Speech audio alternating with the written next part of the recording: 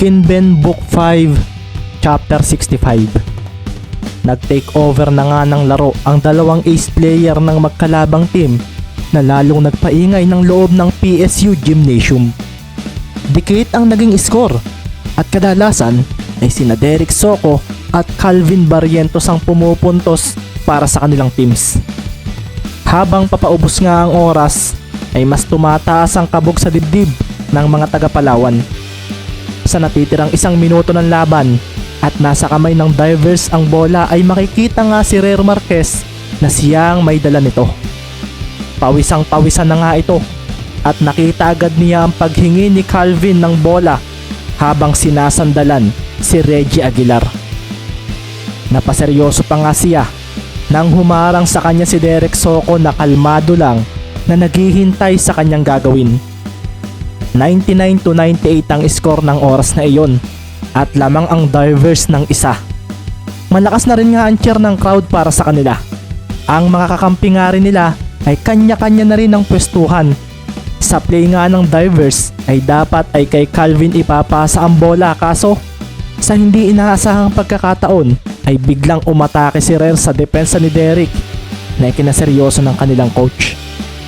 Sa pag-abante ni Rare ay bigla na rin lang umangat ang kanyang kanang braso para harangan si Soco sa pagdikit sa kanya. Sa paglampas nga niya sa 3-point area ay bigla siyang huminto at tumalon para magpakawala ng isang jump shot.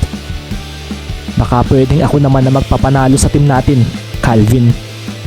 Pareho lang tayo ng pangarap ng gustong mangyari. Kaibigan kita, pero hindi ko maiwasang mainggit sa bilis ng paggaling mo sa basketball. Kung wala ka nga ba sa team ay walang mangyayari sa Divers kung ako ang ace player? Tanong nga ni Rare sa sarili at sa pagbitaw niya ng bola ay napaseryoso siya nang humampas din sa hangin si Soco. Napahawak na nga lang sa ulo si Coach Salome sa ginawa ni Rare Marquez. Umarko ang bola at si Calvin ay mabilis na inikutan si Reggie Aguilar. Makikita kasi sa harapan ng basket ang magandang box out ni Tank kay Cardinal na kanina pang walang magawa sa sentro ng Palawan. Sa paglapag nga ni na Derek at Rare ay agad na napasigaw si Soco ng rebound. It will miss, I hit it with my fingers, bulalas ni Derek at napakuyom na nga lang si Rare sa nagawa niya. Ipinapatalo raw niya ang team sa kanyang ginawa, kaso nang mapatingin siya sa bola ay napaseryoso na lang siya. Nang mula sa ibaba ay lumitaw si Calvin Barrientos na tinuunan ang kakamping si Cardinal. Nang madakma ng kamay niya ang bola ay agad din niya itong inilagay sa basket na nagpaseryoso sa mga fans ng Falcons at ng mga players nito. Isang putback dunk ang ginawa ni Barrientos at sa paglapag nito ay agad siyang tumakbo kay Derek Soco para ito'y harangan. Sandali nga rin siyang napatingin kay Rare at isang ngiti ang ibinigay niya rito. Alam ko ang nararamdaman mo, pero team tayo rito, Rare. Bulalas nga ni Calvin at sa pagbalik ng possession sa Falcons ay napatawag agad ang kanilang coach ng timeout dahil sa paglusot ni Barrientos sa kanyang mga players. Napakuyom na nga lang si Rare nang marinig iyon at nang pabalik na sila sa bench ay tinapik siya sa balikat ni Calvin. Bumalik na ako, Kuya Rare. Iyong dating Calvin, kaya relax ka lang. Napangiti na nga lang si Rare nang marinig iyon. Pasensya na, hindi dapat ako ganito. Sambit niya na napatingin sa kanyang coach na siguradong bubungangaan siya. Mula naman sa audience area ay makikita ang pagngiti ni Maki habang nakatingin sa loob ng court. Ano na, Ricky? Kaya na bang manalo ng Divers sa Falcons? 3 na ang lamang nila. Kaya naman nila, kuya, pero hintayin muna nating tumunog ang buzzer. Sambit ni Ricky na nag-stick pa rin sa kanyang sinabi na posibleng ang Falcons daw ang manalo rito dahil kay Soco.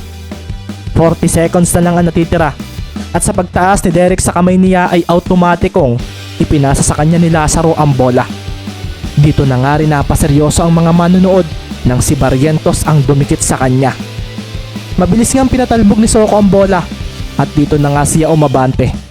Naging maingat naman si Calvin at sa paggalaw ni Soco ay agad din siyang umalalay kung sakaling bumalik ito. Bumalik nga si Derek at sa paghawak nito sa bola ay agad itong tumalon nang walang alinlangan sa harapan nang sumabay na si Barrientos.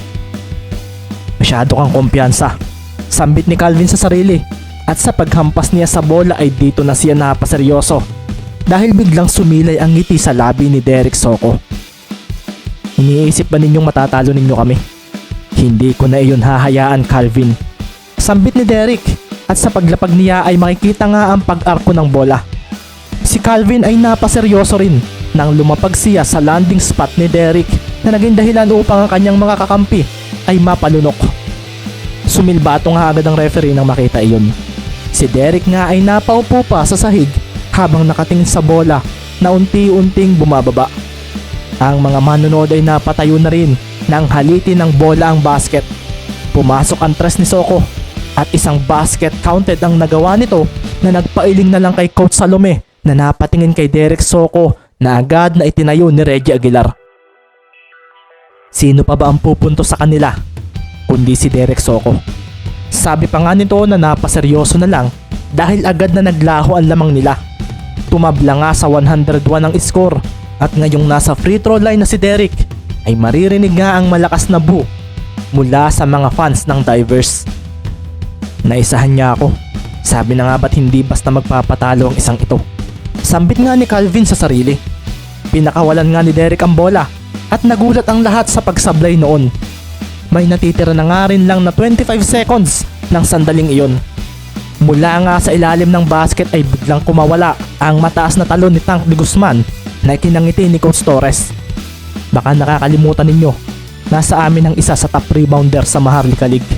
Nakuha nga ni Tank de Guzman ang offensive rebound at sa paglapag nito ay agad din siyang tumalon at dito na nga napaseryoso ang sentro ng Palawan. Nakita niya ang paglitaw ni Barrientos sa kanyang harapan na kinatayo ng mga manonood. Ang taas ng talo ng isang ito, sabi nga ni Tank, at nang bibitawan na niya ang bola ay naisipan niyang ipasa na ito. Kaso bago niya magawa iyon ay napalo naman ito ni Cardinal na nasa kabila niya. Tumapon nga ang bola at ang mga manonood ay nakaramdam ng kaba dahil sa mga nangyayari. Dinamba nga ni Rare ang bola upang makatawag sila ng timeout. Kaso nang papalapit na siya roon ay bigla na lang may isang palad ang dumagit nito sa kanyang harapan. Si Mr. Speed. Mabilis itong pinatalbog ang bola at ang mga manonood ay napakuyom na lang nang umatake na nga ito sa basket. Dito nga ay tila isang NBA player ang kanilang nakita nang ipitin ito sa tagiliran ng bola. Sa pagdating nga ni Calvin sa kanyang harapan ay doon na siya tumalon at gamit ang kaliwang kamay ay isang one-handed shot sa kaliwa ng basket ang pinakawalan ni Soko. Ang linis ng galaw na iyon at dito na nga napaseryoso si Calvin dahil hindi niya naabutan ng bola. Idol ni Derek si Derrick Rose at malamang move iyon ni Rose. Sambit nga ni Coach Torres at dito nga ay makikita ang paghalit ng bola sa basket na ikinatayo ng mga Falcons fans.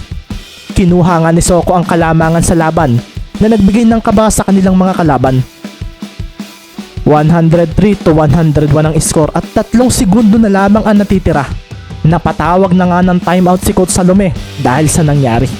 Si Derek naman ay kinuyog ng kanyang mga kakampi at dito nga ay maririnig na rin ang MVP chant para sa kanya ng mga solid supporters niya. Naging seryoso nga ang usapan sa bench ng Divers dahil sa play na kanilang gagawin.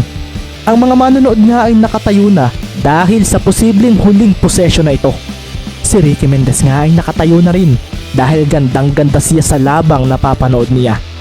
Tuwang-tuwa siya dahil sa kompetisyon at mas lalo siyang na-excite na muling makalaban ng Divers at makaharap ang Falcons sa isang araw. Ang laki ng bilib mo kay Derek Soko nasabi na nga lang ni Maki. Hindi naman sa ganoon kuya. Ganoon din naman ako kina Rare at Calvin. Kaso, sa instincts ko ay Palawan Falcons ang mananalo. Sagot na nga lang ni Ricky na nakangiti pa. Pagkatapos nga noon, ay sumilbato na ang referee at dito na nga magaganap ang last play ng Divers. Utos nga rin ni Coach Salome na kung sasablay sila at makukuha ng kalaban ng bola ay agad silang mag-foul. Nakikita na nga ang pagpwesto ng mga manlalaro. Si Rare nga ang inbounder at sa pagbigay sa kanya ng referee ng bola ay bigla na lang niyang ibinato ito sa basket. Makikita naman agad ang pagpihit ni Calvin mula sa ibinigay na screens ni na Cardinal at Orense. Ang linis ng play na iyon at sa pagtalo ni Calvin para sa bola ay dito na nga siya napaseryoso dahil sinabayan siya ng humabol na si Derek Soko. Hinawakan na nga ni Calvin ang bola kaso nang bitawan niya ito ay doon na siya napaseryoso dahil may isa pang palad ang lumitaw mula sa kanyang likuran. Pasensya na Calvin, pero hindi ka na makakaulit pa. Sambit nga ni Reggie Aguilar na gumawa ng isang block from behind na kinaseryoso ng mga manonood.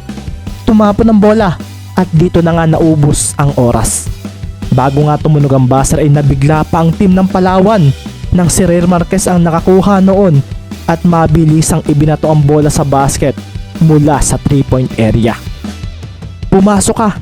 Bulalas nga ni Reyr sa kanyang paglapag. Habang nasa ere nga ang bola ay siya ring pagtunog ng buzzer. Mula nga sa labas ng venue ay bigla na lang maririnig ang malakas na cheer ng mga nasa loob matapos iyon. Napangiti na nga lang si Maki kay Ricky nang pumasok ang bola sa basket na maging ang gumawa ay hindi rin makapaniwala. Paano ba yan? Panalo ako sa pustahan natin. May ngiting winika ni Maki kay Ricky na napangiti na lang dahil sa nangyari. Dahil nga magkaiba sila ng bet na manalo ay naisipan ng dalawang magkaroon ng lihim na pustahan. Panalo nga ang Divers sa score na 103-104. Si Reyr nga ay kinuyog pa ng mga kasamahan niya dahil sa tuwa. Lucky shot man o hindi ay hindi na iyon importante dahil panalo pa rin sila dahil pasok pa sa oras ang nangyaring iyon.